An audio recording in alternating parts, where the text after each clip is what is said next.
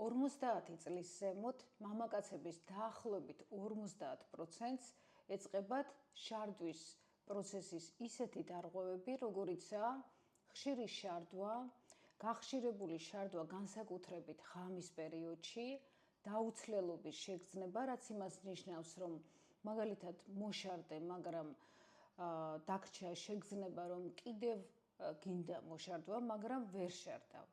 და ეს ყოველივე დიდ დისკომფორტს უქმნის მათ. ამ სიმპტომების თანმდევია ხშირად ერექციული დისფუნქციაც.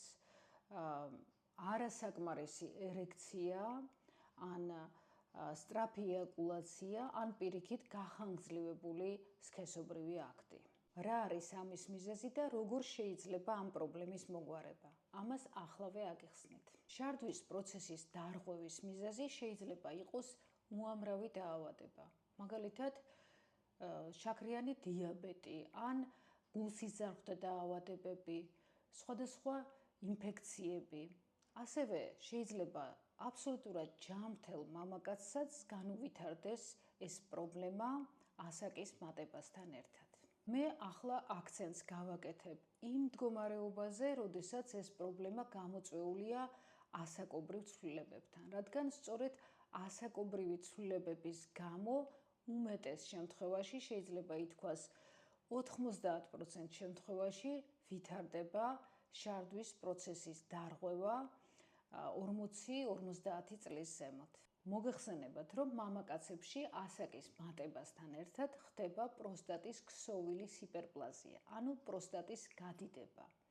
რადგან პროსტატასთან გადის საშარდე მილი, ამიტომ გადიდებული პროსტატა აწვება საშარდე მილს და სწორედ ეს არის ძირითადი მიზეზი იმისა, თუ რატომ აქვს მამაკაცს გახშირებული შარდვა, დაუცველობის შეგრძნება, წყვეტილი შარდვა და ასევე შარდვა ღამის პერიოდში. ყოველივე ამას ემატება ის, რომ მცირდება ანტიდიურეტიკული ჰორმონი, ვაზოპრესინი, რომელიც იწვევს შარდის რაოდენობის გაზრდას და აქედან გამომდინარე ეს სიმპტომები კიდევ უფრო მწვავდება. რაც შეეხება ერექციულ დისფუნქციას, რომელიც ვახსენე, ამ პრობლემასთან ერთად ხშირად იჩენს თავს, რადგან ასაკის მატებასთან ერთად მოგეხსენებათ, რომ ქსოვილების ელასტიურობა მცირდება და სისხლის მომარაგებაც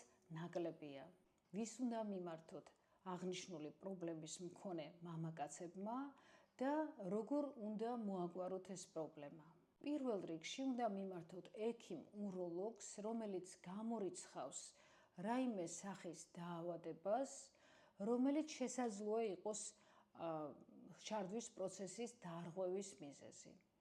როგორც თავიდან მოგახსენეთ, ეს შეიძლება იყოს დიაბეტი, სხვადასხვა ტიპის ინფექციური დაავადებები, გულსისძარღვთა დაავადებები, სხვადასხვა ნევროლოგიური პრობლემები და ამ დაავადებების გამოვლენის შემთხვევაში რასაკვირველია ხდება მათი მკურნალობა, თუ შარდვის პროცესის დარღვევა დაკავშირებულია იმ ასაკობრივ ცვლილებებთან, რომლის შესახებ მე გესაუბრეთ, მკურნალობა შეიძლება იყოს ქირურგიული და მედიკამენტოზური. ყოველ მათგანს აქვს როგორც დადებითი, ასევე უარყოფითი მხარეები. საჭიროების შემთხვევაში ჩვენ რასაკვირველია მათ ვნიშნავთ, მაგრამ ყველაზე უსაფრთხო და ეფექტურ მეთოდს წარმოადგენს PRP თერაპია. PRP თერაპიის დროს ხდება მამაკაცის შარდსასქესო სისტემის გარკვეულ უბნებში თრომბოციტებით გამდიდრებული პლაზმის შეყვანა. აღნიშნული თრომბომასა იწვევს ახალი უჯრედების წარმოქმნის სტიმულაციას, ნერვული დაბოლოებების აქტივაციას და სისხლის მიმოქცევის გაუმჯობესებას.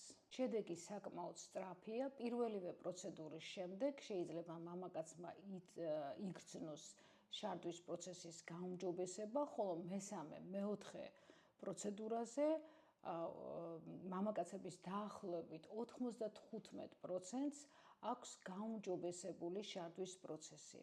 აღსანიშნავია, რომ ამავე პროცედურის დროს ხდება არამხოლოდ შარდვის პროცესის გაუმჯობესება, არამედ ერექციული დისფუნქციის აღმოფხრა.